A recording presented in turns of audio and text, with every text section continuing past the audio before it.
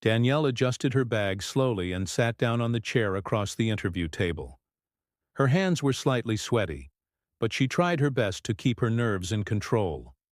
3 panel members sat in front of her, their faces serious. One of them, in a gray suit, glanced at the papers in front of him and said, "Danielle Brooks, right?"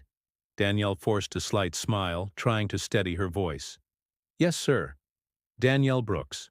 The second panelist, a woman in her 50s, didn't return the smile. She asked directly, "Tell us, why do you think you deserve this scholarship?"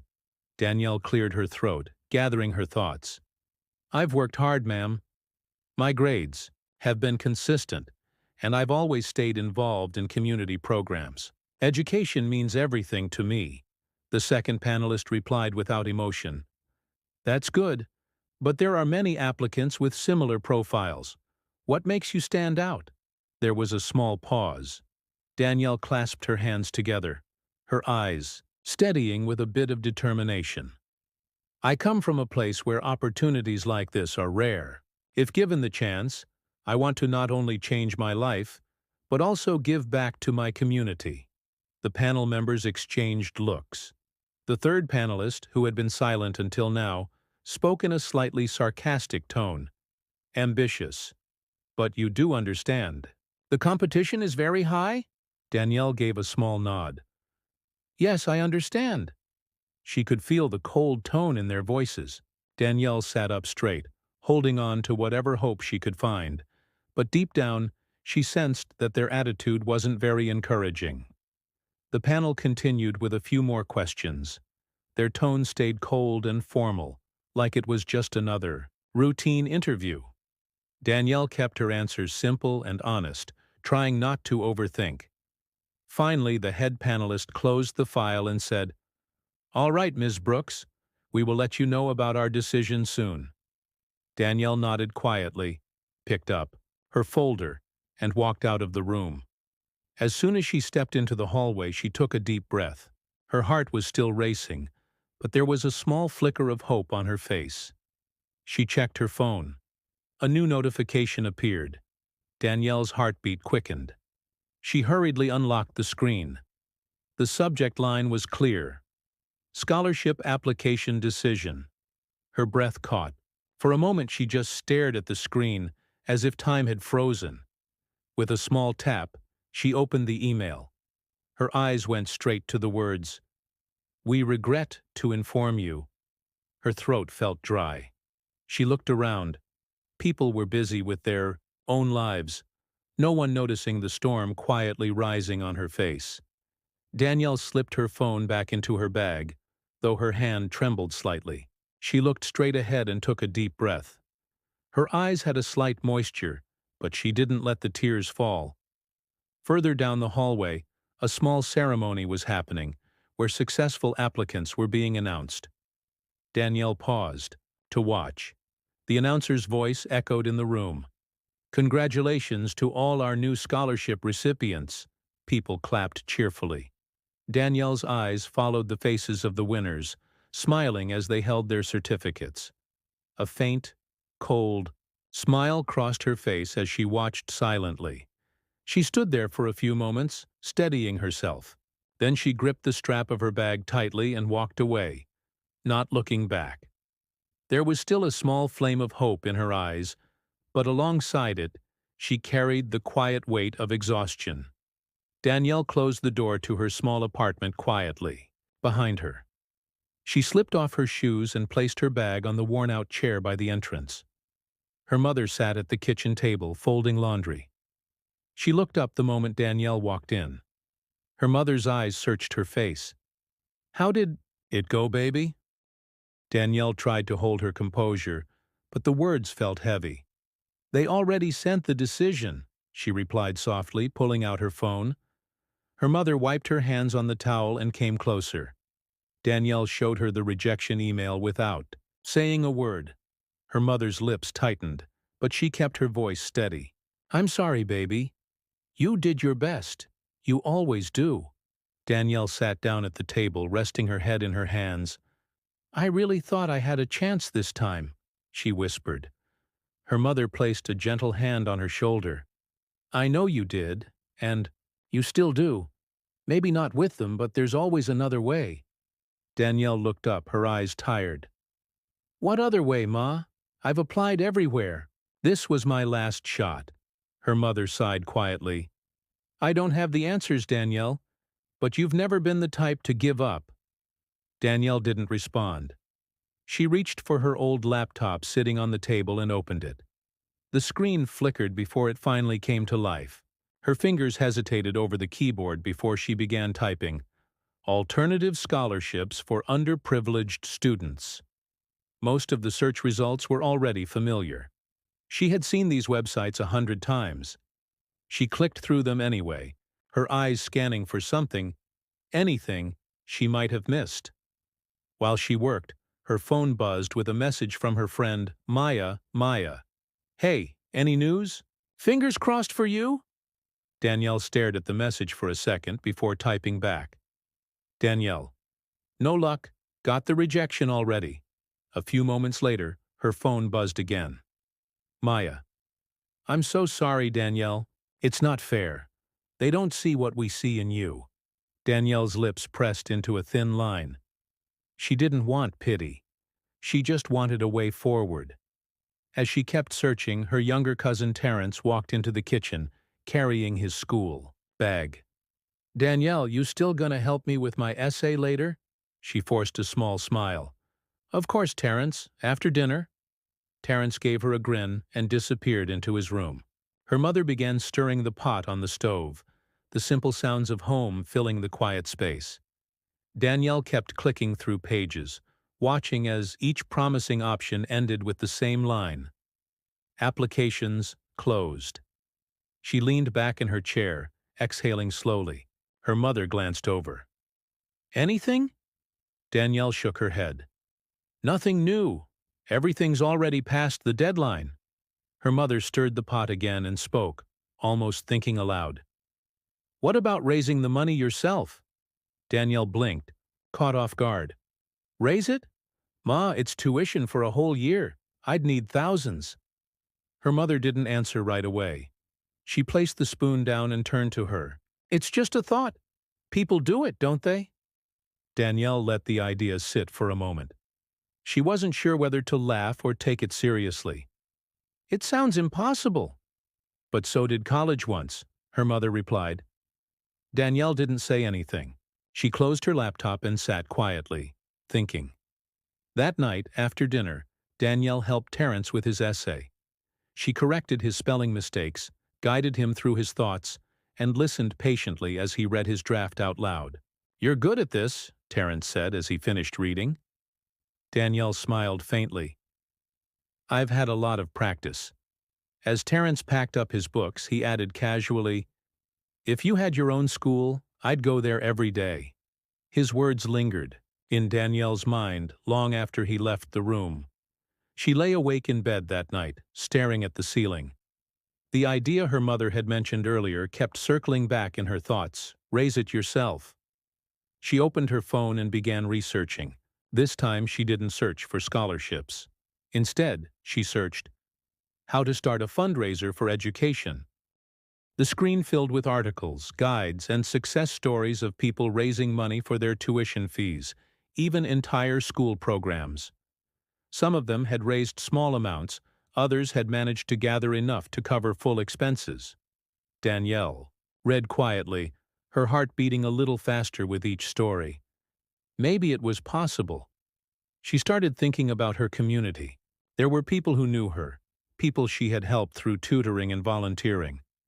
Maybe they would care enough to support her. The next morning she brought up the idea at breakfast. Ma, I've been thinking. Maybe you're right. Maybe I can try to raise the money myself. Her mother raised an eyebrow but smiled softly. That's my girl. Danielle nodded, still unsure but willing to try. I don't know where to start, but I'll figure it out. Her mother placed a hand over hers. You always do. Danielle's mind was already running through ideas. She thought about organizing a community event, reaching out to local businesses, even starting an online campaign. She didn't have all the answers, but for the first time in days, she felt a small spark of purpose. She picked up her laptop again, opened a new document, and typed at the top, "Fundraising plan." Her fingers moved across the keys, not with confidence, but with quiet determination. Danielle sat at the small table in the corner of the community library. Her laptop was open, but the screen had gone dark after being idle for too long. She tapped the trackpad, waking it up, and stared at the half-finished page titled, "Fundraising Plan." The words felt heavy. She had written some ideas the night before, but now, looking at them, they felt small and uncertain. She rubbed her temples and sighed. A familiar voice called out softly, "Danielle?" She turned to see her friend Maya approaching, carrying 2 cups of coffee. She placed one in front of Danielle and sat down across from her. "I figured you could use this," Maya said. Danielle offered a tired smile. "You figured right." Maya glanced at the laptop screen. "How's the plan coming along?" Danielle hesitated. "It's slow. I don't know where to begin, honestly." Maya leaned back in her chair. "Start with what you know. Start small. Who do you know who would support you?" Danielle thought for a moment. "A few people from the community center, maybe. Some of the parents whose kids I've tutored." "That's a good start," Maya encouraged. "You've helped them. They'll want to help you." Danielle's fingers hovered over the keyboard. She started typing out names, building a list. Later that day, she printed a few flyers at the local print shop. Simple, but clear. "Support local student. Help Danielle reach her education goal."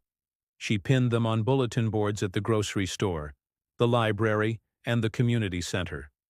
She also set up an online page. It wasn't fancy, just her photo, a short explanation of her situation, and a goal amount.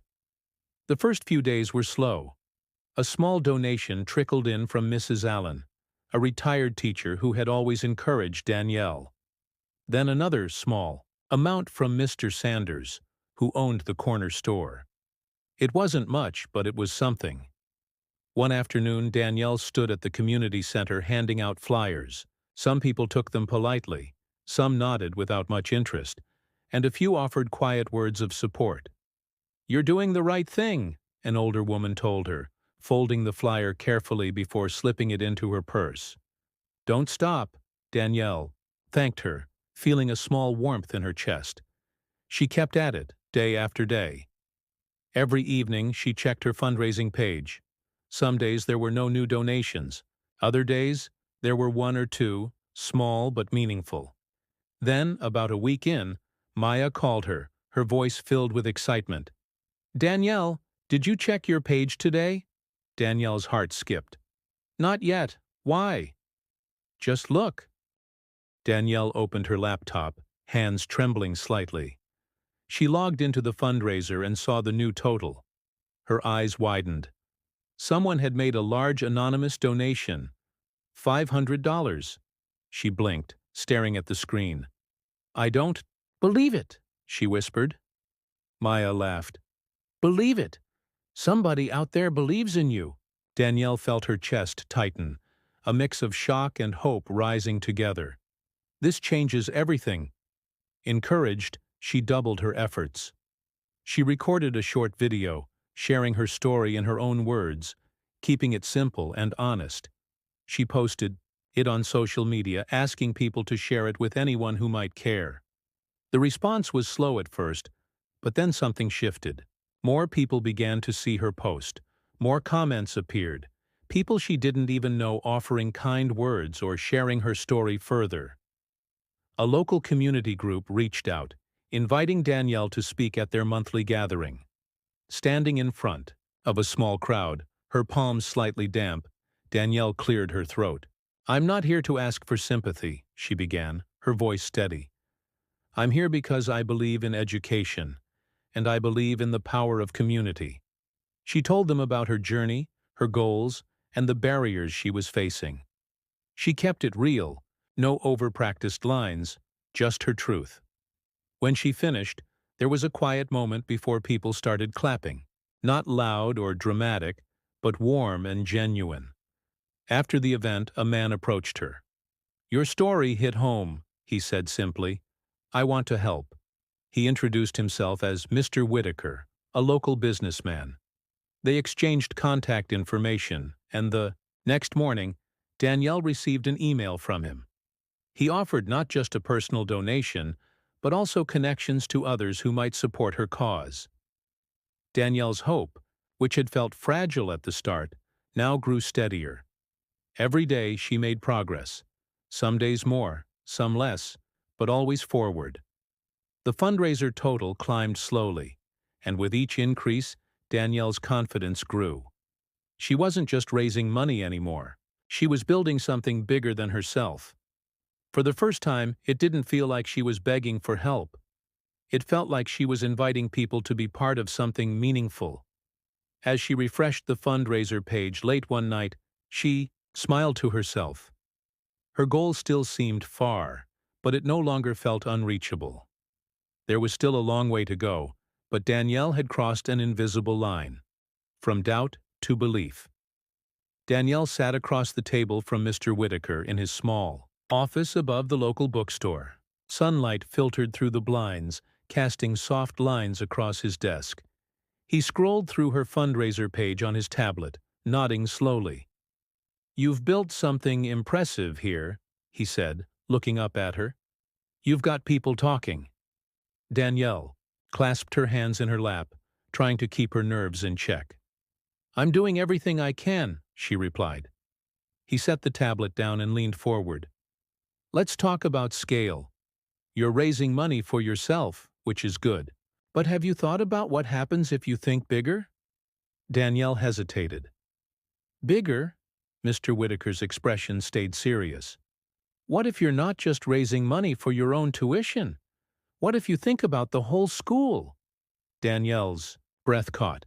She hadn't thought that far. "The whole school?" He nodded. "You've got momentum. People care about your story because it's personal. But imagine if your story could lift others too." The idea sounded overwhelming. Danielle tried to picture it. She thought about the kids she had tutored, the families who struggled just like hers. If she could push this further, it could mean more than just her own future. "I wouldn't even know where to start," she admitted. "You already started," Mr. Whitaker replied simply. "You've got heart. People follow heart." Danielle left his office that day with her mind racing. The thought of raising funds for an entire school felt too big, too risky. But also, it felt right. That night, she sat at her kitchen table, her laptop open, and papers scattered everywhere. Her mother watched her from across the room. "You're thinking about what he said, aren't you?" her mother asked. Danielle nodded. "What if we could really do it, Ma? Not just for me, for everyone." Her mother's face softened with quiet pride. "Then you try." Danielle updated her fundraiser page, changing the goal and writing a new message. "This started as my journey, but it's never been about me alone. There are many students like me, and together, we can create real change. Let's fund education for those who need it most." The next morning, she shared the update on her social media pages. She expected a slow response like before, but within hours, messages started pouring in. "This is what we need. I've been waiting for someone to step up like this. Count me in." Even people who hadn't donated before were now sharing her story, spreading it further. Local news picked it up first, a small segment on the community channel. Then a popular community blogger wrote about her initiative. Her inbox, filled with messages from strangers offering encouragement or asking how they could help. Danielle found herself busier than ever. Every day felt like a race. Answering emails, organizing community meetings, updating donors, and planning her next steps. At one community meeting, she stood in front of a small crowd in the school gym. Folding chairs lined the floor, and parents, teachers, and neighbors filled the seats. Danielle took a breath and spoke clearly. "I grew up here. I know what it feels like to wonder if there's a future waiting for you beyond these walls. I believe there is, but we have to build it together." People nodded. They listened. And more importantly, they responded. Local businesses offered to host fundraisers. A group of parents organized a bake sale. The community center planned a weekend event to raise awareness and support. Danielle could feel the shift. It wasn't just her campaign anymore. It belonged to everyone now, but not everyone was supportive. At the grocery store, as she handed out flyers, she overheard two people talking. "She's dreaming too big," one said quietly. "She should just focus on herself," the other replied. Danielle heard the words, but she didn't let them sink in. She had learned by now that doubt was always part of the journey. Later that week, Mr. Whitaker called her again. "You're making waves, Danielle," he told her. "There's an education grant committee that wants to meet with you. They're interested in what you're building." Her heart skipped. "A meeting?" "Yes. They've seen your work. They're curious." Danielle felt a mixture of fear and excitement. She wasn't used to boardrooms or big presentations. She wasn't a polished speaker. She was just a young woman with a cause. But that was enough. The day of the meeting, she dressed in her best clothes and arrived early. Sitting in the waiting area, she rehearsed her points in her mind but reminded herself to keep it real, to speak from her heart. When she entered the room, a panel of 5 sat waiting. They greeted her politely, inviting her to sit. Danielle took a deep breath and began. "I never planned to do this," she admitted honestly. "But sometimes life shows you a door you didn't expect. I'm not here as a professional fundraiser. I'm here as someone who believes that education should belong to all of us." She shared her journey, her community's support, and the growing movement around her cause. When she finished, there was a pause. Then one of the panelists smiled gently. "Thank you, Ms. Brooks. We can see your passion. We'll be in touch." Danielle left the room feeling uncertain, but not defeated. She had done her part. Later that evening, as she checked her fundraiser page, she noticed something that made her heart race: a spike in donations. Anonymous donors had started contributing larger amounts. Momentum was building, faster than before. Danielle knew now, more than ever, that she wasn't walking this path alone anymore. Danielle stood in front of the mirror in her bedroom, adjusting the simple blazer she had borrowed from her mother. It wasn't fancy, but it looked neat. She took a slow, steady breath. Her phone buzzed on the table. It was a message from Mr. Whitaker. "Mr. Whitaker, good luck today. No matter what happens, you've already made a difference." Danielle smiled faintly and replied, "Danielle, thank you. I'll do my best." She picked up her bag and left the house. Outside, the sun was just starting to rise, casting a soft glow over the street. Her steps felt lighter than before. The grant committee meeting had gone better than she expected. Now she waited for their decision. But in the meantime, she kept working. The fundraiser was still active, and the community was more engaged than ever. A week later, Danielle received an email. Subject: Grant Award Notification. Her heart pounded as she opened it. "Dear Ms. Brooks, we are pleased to inform you that your application for the Community Education Grant has been approved." Danielle exhaled sharply, her eyes scanning the rest of the message. The grant amount was significant, enough to cover not just her tuition, but to fund the school improvements they had planned. Her hands shook slightly as she read the final line. "We commend your leadership and your commitment to community advancement." Tears welled in her eyes, but she blinked them away. She stood up, paced the small living room, and then rushed to tell her mother. Her mother listened quietly, then pulled her into a tight hug. "You did it, baby. You really did it." But Danielle wasn't finished. With the grant secured and the fundraiser still growing, she set up meetings with the school board and local leaders. They discussed how to best use the funds, new supplies, scholarships for other students, even small repairs for the building. At one of the meetings, a teacher raised her hand. "What about setting up a program for after-school tutoring?" she suggested. "It could help students who are falling behind." Danielle agreed immediately. "Yes, absolutely." Step by step, she saw the plan come to life. Weeks passed, and Danielle's days filled with tasks she had never imagined herself handling. Coordinating volunteers, meeting with contractors, managing budgets. She was no longer just a student hoping for a chance. She had become a leader in her community. One evening, as she reviewed the final report for the fund allocation, she received a call from Mr. Whitaker. "I thought you might want to know," he began. "There's going to be a recognition event. They're inviting you to speak." Danielle felt a flicker of nerves. "Me? Speak?" "Yes," he said.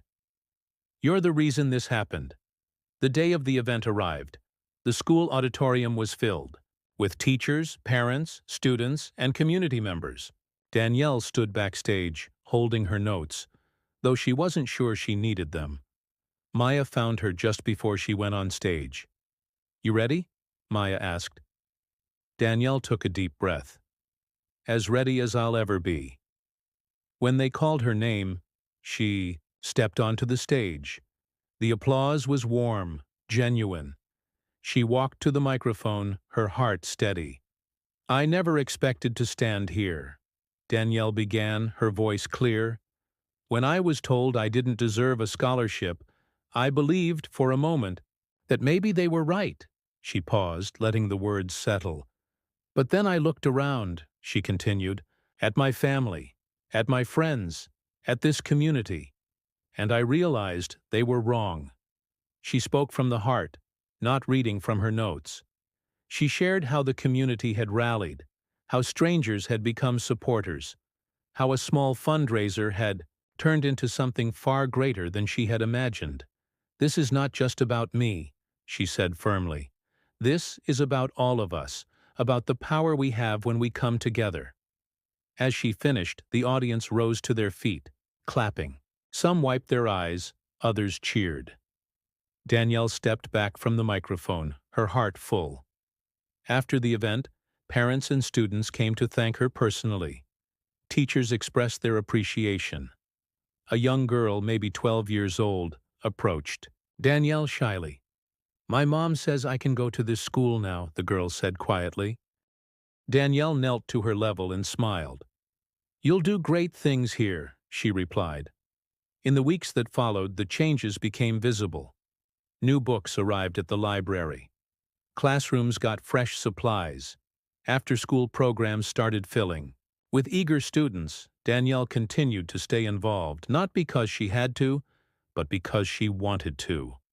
One afternoon, as she walked past the schoolyard, she saw children playing, laughing, their voices filling the air. A quiet satisfaction settled in her chest. Maya joined her, carrying 2 cups of coffee. She handed one to Danielle. "Looks like it's working," Maya said. Danielle smiled, watching a group of students gather around a teacher for a reading session. "It is," she agreed. "It really is." They stood there for a moment, just watching. "You know," Maya added, "you've done more than they ever expected." Danielle's eyes stayed on the students. "They expected me to give up," she said softly. "But I never did." Her phone buzzed in her pocket. A notification from the fundraiser page. Another small donation. Even now, people were still giving, still believing. Danielle slipped her phone away and took another sip of coffee. "It's not about proving them wrong," she said finally. "It's about proving to ourselves what we're capable of." As the sun dipped lower in the sky, casting a gentle light over the school grounds, Danielle felt something deeper than pride. She felt purpose. Not as a symbol, not as a story, but as a person who had seen what could happen when people come together. And as she turned to leave, the laughter of the children echoing behind her, Danielle knew this was just the beginning.